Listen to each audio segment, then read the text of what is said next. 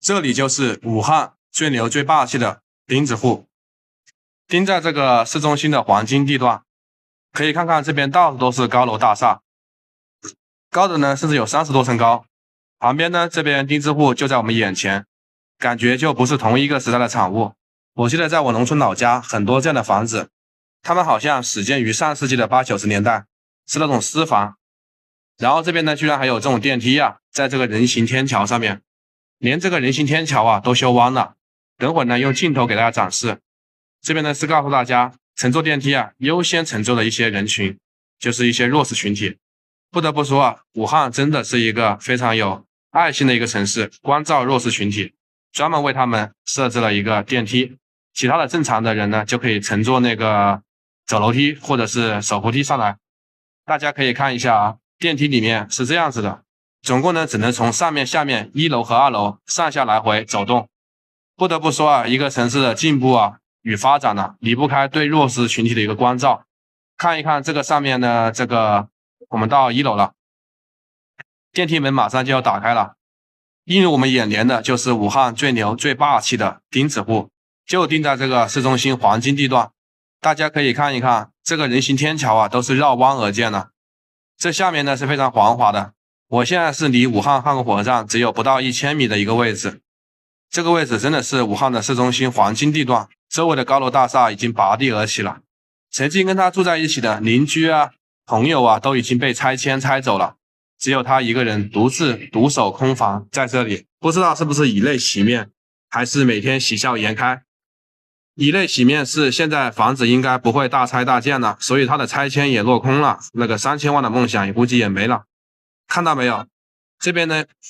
设备是应有尽有，空调啊，然后这边管道也非常多，旁边有个停车库，下面还有个园子，不知道这些是不是他种的，还是这个旁边的公园里面的人种的，感觉也不像是吃的菜。我们走到这边看到门口呢还有人在打牌闲聊，不过这个生活确实比较悠闲了。虽然说没有拿到3000万拆迁款，但他这边的黄金位置，房子出租啊什么之类的，还是人流量比较大的。楼下店铺还开得在，做生意也挺好的。我看看这马路上的人呢也比较多，在前方不远处还能看到那个万达广场，就在那个前方的不远处。由于这个距离的问题，所以就不好跟大家展示了，只能看到这附近的一些建筑啊，一些什么的。真的是现在住在这里，就是感觉人呐，就是会有点心力交瘁吧，我感觉。反正因为跟旁边的建筑啊都不是同一个时代产物，这边呢就是马场角小路的人行天桥。看看这边呢，这个门面呢也是租一半呢，空一半，反正应该也不是很好租吧。然后看这边呢还有春联呢，应该是过年的时候都有人在这边过年的。然后大家可以看一下这个人行天桥啊，都已经有点修弯了，这边呢可能不太明显，等会我上去呢给大家看一看，应该会更明显一点。这个房子在这里呢有个这样的，是一个直的，可以骑电动车直接上去啊。我现在已经来到这个上面了，带大家看一看这个人行天桥是不是真的像网上说的那样已经修弯了。我现在呢已经过来了，就感觉前面那里啊就要绕弯而建了，不然的话这个天桥本来是一个直的，中间明显是成了一个30度的一个小的幅度的一个拐弯。这个天桥的话至少是我不知道要多少钱造价，反正应该是不菲吧。这是一个过街人行天桥，里面呢还有这样的停车场啊，也可以在里面练那个就是定点爬坡，科目2应该可以在里面练吧。直角转弯、侧方位停车，还有倒车入库应该都可以停。看看这边的线路啊，这边应该是接水的一个管道，非常粗啊，